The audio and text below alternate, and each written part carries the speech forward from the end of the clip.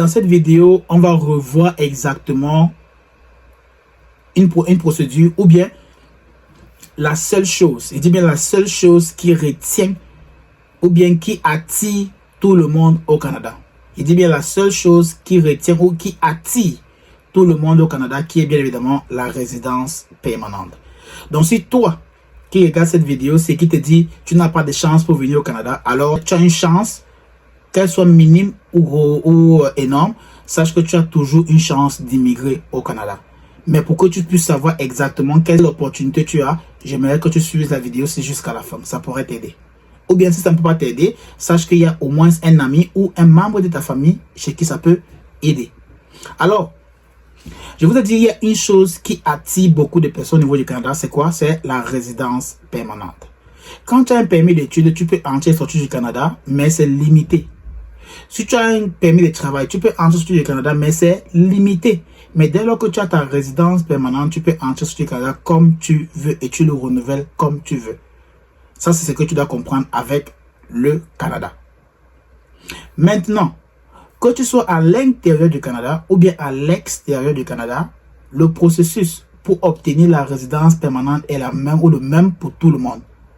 Donc, il n'y a pas que toi qui es à l'extérieur, tu dois passer par un autre mécanisme pour avoir ta résidence. Non, non. Même nous qui sommes à l'intérieur, tous ceux qui sont à l'intérieur là, vont passer ou passent par la résidence permanente pour être enfin déstressés et libres de bouger comme ils veulent. Pas que tu ne peux pas bouger, tu bouges, tout le monde bouge comme il veut. Ouais, un peu. Mais pour sortir, par exemple, aller te balader dans d'autres pays, aller en vacances, aller visiter la famille, il te faut une résidence permanente pour être tranquille, sachant que tu peux entrer et sortir comme tu veux. Tu vois un peu? Donc, c'est ça. C'est exactement ça c'est ce document-là qui te permet de pouvoir exercer tout ce mouvement-là librement. Alors, qu'est-ce que vous devez savoir exactement à propos de la résidence permanente? C'est que ceux qui sont au Canada, par exemple, pour faire une demande de résidence permanente, doivent faire la demande en ligne. Toi qui es à l'extérieur du Canada, pour faire la demande de résidence permanente, tu dois faire quoi? Tu dois le faire en ligne. Mais aujourd'hui, je vais comme parler de 5 points très importants que vous devez absolument, je dis bien absolument, travailler dessus pour obtenir votre résidence permanente. Pourquoi je le dis? Parce que j'ai une personne, c'est un ami, c'est un très cher ami à moi, une personne chez qui je lui ai parlé de la même chose comme ça là. On parlait comme des blagues, c'était juste une histoire, on s'est raconté des choses comme ça là. Je lui ai dit que m'attends gars, je connais que tu as le master, oui. Tu as fait informatique, oui. Je sais que tu es au pays là-bas au Cameroun, oui. Tu n'as pas, c'est vrai que tu n'as pas une très forte expérience pour le moment, mais au moins tu as commencé à travailler quelque part. Il me dit oui. Il dit que m'attends, avec le petit travail que tu fais là, l'argent que tu vas gagner tous les mois, que de dis que tu vas sauvegarder, si tu prends ça et tu commences à monter le dossier pour la résidence permanente, c'est quelque chose que tu ne payes pas un agent d'immigration les millions. Tu fais ça par toi-même. Et vous savez ce qui s'est passé? Il a commencé à faire la procédure sans me dire même à moi. Sans me dire à moi. C'est hier qu'il m'appelle pour me dire qu'il a été sélectionné. Il a reçu une lettre d'invitation par le gouvernement du Canada pour faire sa demande de résidence permanente. Et c'est là où je lui ai dit, tu vois, donc tu allais perdre vraiment, tu allais perdre toute une opportunité comme ça là parce que tu ne croyais pas, parce que tu avais la perception là que tout le monde qui vient au Canada doit dépenser des millions. Tu as dépensé combien? Pratiquement 200 000, voilà ce qu'il m'a dit. Il a dépensé 200 000. Il a fait son passeport. Il a été assisté pour les frais. Donc, ça veut dire, si on prend peut-être les frais d'assistance qu'il a reçus, par exemple, on peut généraliser ça tout ça à 300 000 parce qu'il a fait il a évalué son diplôme, il a fait le test de langue, par exemple. Donc, ce qui fait que pour lui, il a dépensé seulement 210 000. Et aujourd'hui, le voilà. Disons d'ici peut-être avant la fin de l'année, il sera déjà au Canada. On va se rencontrer. Ça sera vraiment la joie parce que ça fait longtemps qu'il ne l'a pas vu. Donc vous voyez, ce sont ces petits détails-là que vous manquez énormément. Vous pensez que venir au Canada, c'est les millions. Non. Venir au Canada, c'est la préparation. Ça veut dire, si vous êtes préparé, vous connaissez quel programme vous voulez vraiment vous lancer. Et que vous avez regardé votre qualification, vous avez regardé les dossiers que vous avez. Et vous constatez que vous avez vraiment ce qu'il faut pour réussir. Lancez par vous-même. Commencez la procédure par vous-même. Même si ça ne marche pas sur un an, vous savez au moins que oui, vous avez dans votre cœur, vous savez que ça ne marcherait pas, mais vous avez quand même fait l'effort là, d'essayer pour voir si ça allait réussir pour vous-même. Mais c'est pas ça le but de aujourd'hui. On va parler des 5 points. Les 5 points que je causais avec mon ami, c'est les 5 points avec lesquels je vais conclure aujourd'hui.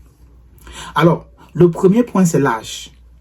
Si vous avez plus de 30 ans, votre pointage va baisser. Ça va chuter. Ça ne veut pas dire que vous n'avez pas avoir le pointage. Vous avez le pointage. Donc, pour toutes les personnes qui ont moins de 30 ans, vous avez la totalité des points sur l'entrée express. Ça, c'est d'un. 2. Si vous avez une licence ou un master, par exemple, et que vous avez évalué votre diplôme, vous avez déjà une équivalence avec vous, vous avez encore tous les pointages qu'il faut. Donc, ça veut dire avoir une licence, c'est beaucoup. Avoir le master, c'est le top des tops.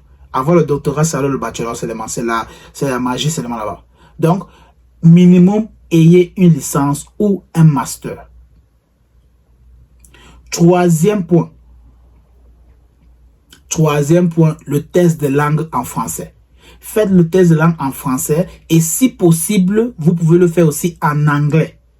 Parce que les 3 points, c'est que le test de langue, le diplôme et l'âge, si vous respectez ça, vous aurez minimum 350 points.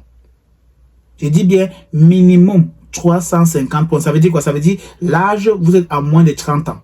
Le diplôme, vous avez une licence ou un master. Et le test de langue français, vous êtes à C1 sur tous les niveaux. Compréhension écrite, compréhension orale, expression écrite, expression orale, vous êtes à C1 partout. Donc, je n'ai pas dit B1, je n'ai pas dit B2. J'ai dit C1 partout. Parce que c'est ce que mon ami, lui, il avait. Il avait que les C1 partout. Le français, c'est d'abord un français. D'abord, une personne qui aime trop le français. Donc, il était à C1 partout. Donc, vous devez avoir C1. C'est très important. Prenez ça très au sérieux, le test de langue.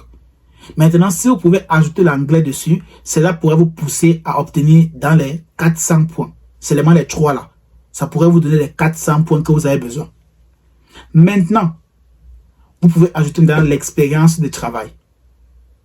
Si vous avez une expérience de travail dans un domaine bien précis, vous devez absolument aller regarder quelle est l'équivalence de l'emploi que vous avez à l'emploi du Canada.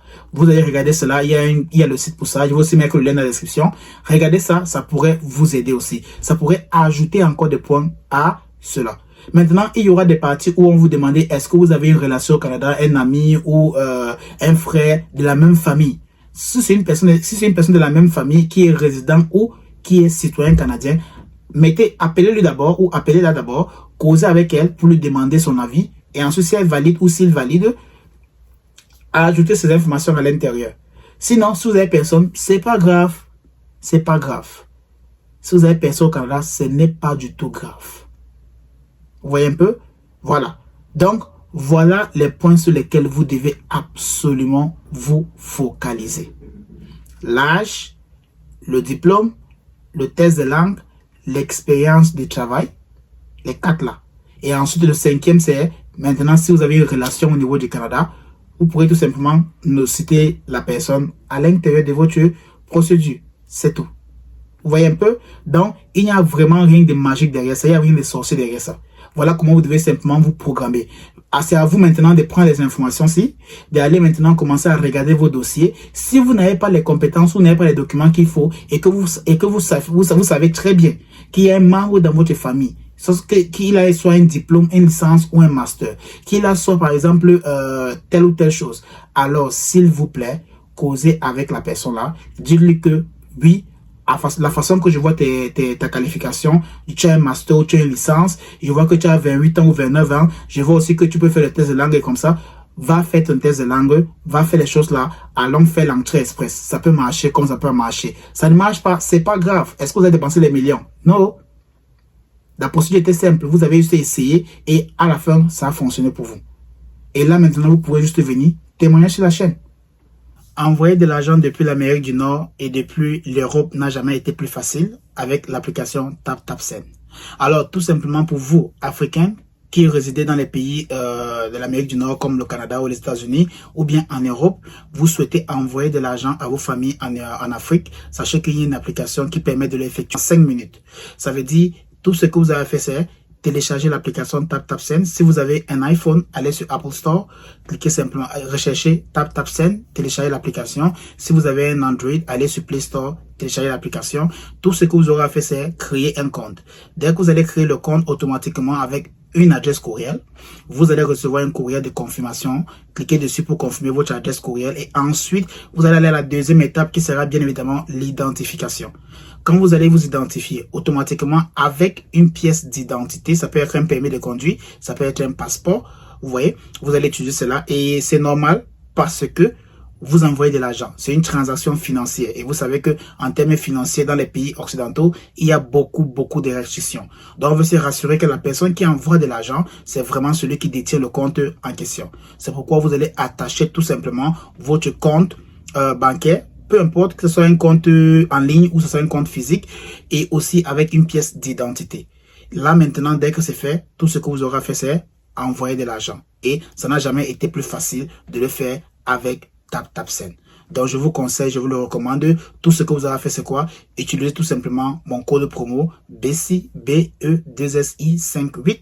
Vous allez gagner 10 $ sur votre premier transfert. Ceci, c'est juste pour faciliter la transaction entre celui qui est en Europe ou bien en Amérique du Nord et votre famille en Afrique. Alors, allez sur TapTapSend.